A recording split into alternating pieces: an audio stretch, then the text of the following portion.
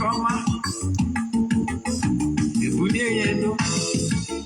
Si ajide koji na ganilu. Biko kanyuba kokeda. Weke nene sana.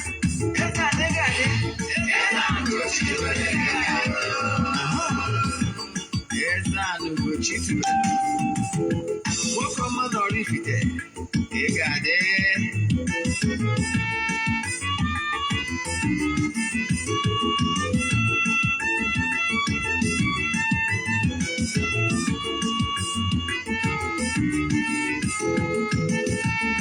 Odinana bụ eziokwu. Odinana bụ ụzọ ndụ. Ịma na o nwere olu na-eti mkpu na-asị ụmụ Igbo chigharịa, ụmụ Igbo chigharịa. Kwa mbọsị ọ na-eti. N'ụtụtụ na abalị ọ nọ na nkuzi. EZE-ANA Ugochi tubelu. Onye ọma na oraifite, onye mgbasa ozi ọma ọdịnala gaba n'ihu. EZE-ANA Ugochi tubelu, onye ọma na-eje ọnụ. Ọdịnala bụ ụzọ ndụ gaba n'ihu.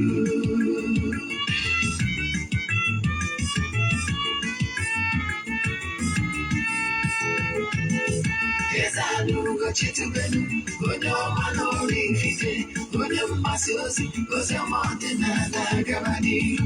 EZE-ANA Ugochi tubelu, onye ọma na-eje ọnụ. Ọdịnala bụ ụzọ ndụ gaba n'ihu. EZE-ANA ga-adị. Ugochi tubelu ga-adị. Ugochi tubelu temple ọ ya adị. Maka na eziokwu anwa chacha. Ndị oge erighị anyị front and back. Ndị ọcha eri anyị front and back. Fadi asịkala aka ori ụmụ Igbo si anyị rapụ nke anyị na nke feka mma. Ulu Baịbụl bịa akwụkwọ akụkọ mepekwa chọọchị fa okpuru ụka dịkwa. Mana Ugochi tubelu ekweghị ekwe. EZE-ANA si n'ọma mme. Ọdịnala ama mmụọ chacha. Oge ọbụla ọ na-eti ọ nọ na nkuzi. Chukwu abịa ma gbaa gị ume. Ọdịnala ya dị. EZE-ANA Ugochi tubelu, onye ọma na oraifite, onye mgbasa ozi ọma ọdịnala gaba n'ihu. EZE-ANA Ugochi tubelu, onye ọma na-eje ọnụ. Ọdịnala bụ ụzọ ndụ gaba n'ihu. Uruzi ọma nọ.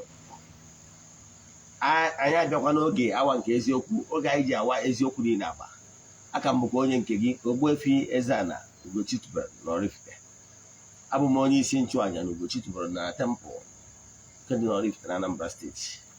Anyị na-agba afa mmiri emi rụkwazị ọrụ mmụọ dị iche iche. Abụkwazị m onye isi nchụaja na Ugochi tubelu ọdịnala. Onye isi nchụaja na ọdịnala Restoration Prayer Ministry. Bụrụkwazị onye mgbasa ozi ọdịnala Igbo. My mission is to help people live better life. Oge awa nke eziokwu uwe oge mụ awụ onwe m na-anọ n'isi ya. Isiokwu anyị ji bịa n'ụbọchị taata bụ how to set up your Odinana altar part 2 and what you must do after setting up your altar. Because your altar speaks for you. Altar versus altar. Your altar versus any other altar. If you coven on whatever the name they call it, I'm not interested. Because your altar speaks for you. If the right thing is done, you must have oku maka gị na-ekwu sitere ọnụ gị. Dịka isikwu na enwere okwu mmụọ n'ala Igbo, mana maka ndị anọrọ be nna fa right now as we speak, you must raise your altar. Thank you. Mana akwụkwọ mkpa bụ echefuna na aja anyị na-achụ kwa ọnwa nke ọnwa October na-ebido na October 6 last for 14 days and then October 19. Na ya bụ October 19 a ga-achụ aja dị iche iche, aja mbụ n'elu na aja efufu ihe. Emesịa n'oge ihe gbuo efu emesara ka ndị mmadụ ga-erikwazị nwụọ. Na ya bụ aja nke ọnwa October bụ nnukwu iche maka na nke ọnwa Ọktoba ji wepụ nnukwu iche bụ na mmụọ niile, almost all the entities of powers nọ n'Ugochi tubelu na temple a ga-egbu ha ncha niile anụ at this particular October. Yes, etu anyị sicha ime enu na throughout mba m ntu a, maka na anyị chọrọ ka nnukwu ihe mee. Nwere ndị anyị chọrọ ka ọnọdụ ha chenji ya, ka bido now till December 31st December, ka hapụ the kind of money they have not seen before. Yes, the money that can even scare some of them. Yes, so anyị kwadosiri ike na nke ọnwa Ọktoba ọ ga-apụ nnukwu iche ka abụ ofu. Then ọkwa nke ọzọ bụ echefuna na every Wednesday na-abụ counseling. Every Wednesday na-abụ prayer ministration anyị in Odinana method. Ada echefuna na Sundays na-abụ counseling anyị wụkwa free. Then echefuna na ị nwere ike ịbịa n'Ugochi tubelu na temple, whether iji ego ma ọ na-ejiri ego, bịa na temple bịa yọọ ayịyọ mmụọ nọ na temple, ayịyọ dị iche iche. Agwara m gị, ego money is not everything. Yes, even if you don't have money, but if it is honest, ị chọrọ ka ọnọdụ gị gbanwee, bịa na temple,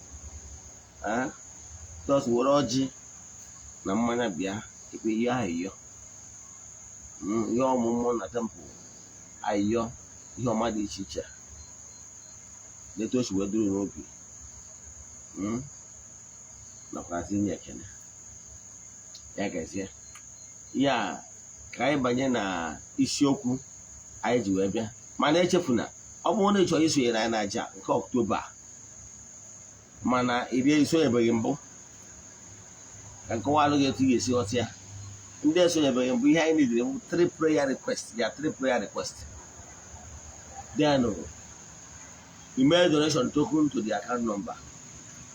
Maka gị nwa bụ onye ọfụ, send the message na 08057837672 08057837672. Chat ya maka ngwazie gị details I need from you, ka enwee ike tinye afọ gị na ndị ga-eso na ya bụ aja nke ọnwa Ọktoba. Ndị na-esonye bụ mbụ amaghị the account number.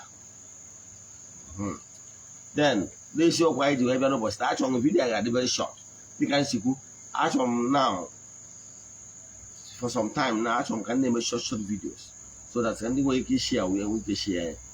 Isiokwu bụ na after setting up your Odinana altar, ọ bụrụ na ị gere vidiyo ma ị ga-ebe ọkpatị nwa jee gị ka iwe ike ghọta ebe anyị bidoro.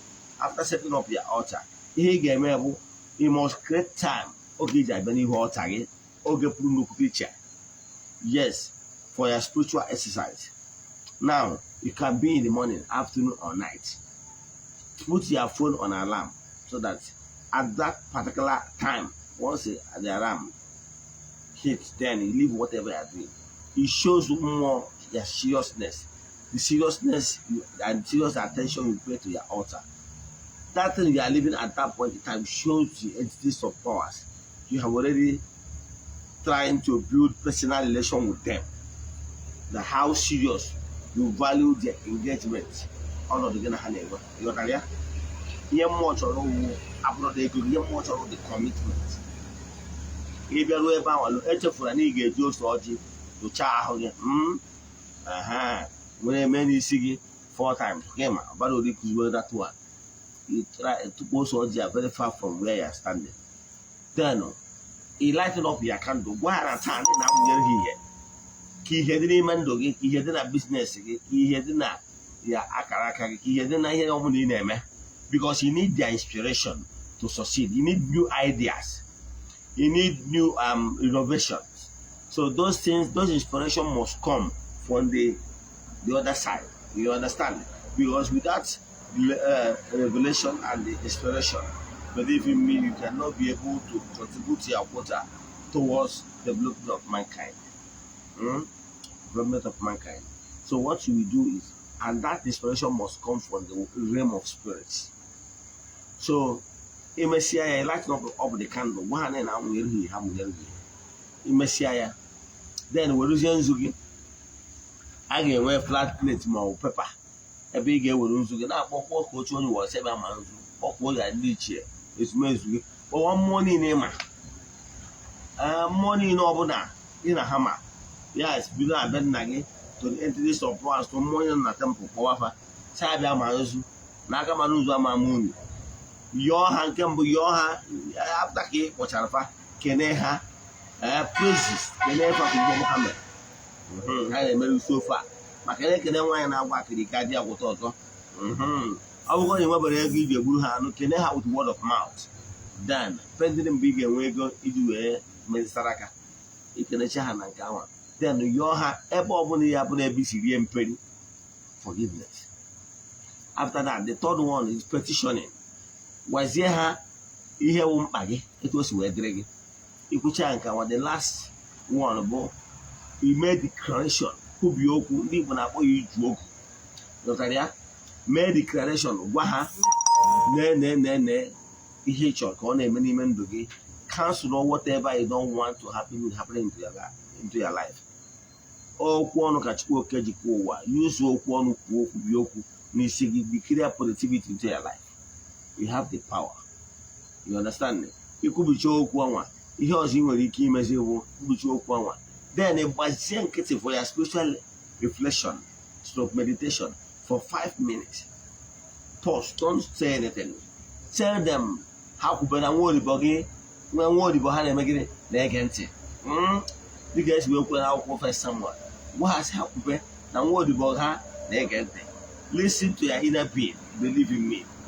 Sometimes ị na-eme ihe a na-agwa gị ị nwere ike ịdị carried away through tracks or you receive the voice, inspirations or new ideas of how you can, some ideas you can add to whatever you are doing, your approach and your intentions. Then thank them and end the session for that day. Tomorrow the same time returns. Believe in me, it works for me and it have worked for many people in the temple. This method is very important, especially in the outside. But when they're outside their home base. Nigeria visit Ugochi to our temple for such a meditation time. Then, but I want to know teacher. Put this thing into practice, believe in me, thank me later. Then, it was he for 24 hours. Only will this petition, intentions, you can write them down and keep them in your altar. You understand? Keep them here in your altar. It works like magic. Then, however, at the end of maybe you'll be doing it after 21 days, start again. After 21 days, round it up and start all over again. It works like magic, believe in me. By so that you are training your inner spirit. And once you ignite that spiritual vibration in you, believe in me, you will have a new personality altogether. It works like magic, believe in me. Obrona, each of them watch video in full. Then, you can share to your friends and well wishers. On what to do when Uncle Zia, no all more to Calolo mobile. Send them a message in WhatsApp 0805 7837 672. I repeat 0805 7837 672. Now, to work can keep me here. My viewers all over the world. Everyone under the influence of this audio video. Let them receive blessing. Let them be inspired so that they will put today's lecture into practice. By the name of the Most High. Let them receive blessing. Distance is not a barrier. As work is not a barrier. I declare positivity into their lives as they are turning a new leaf. Yeah, guys, yeah. Chitakwa, I know Gawa by this time tomorrow or Saturday. Yeah, guys, yeah.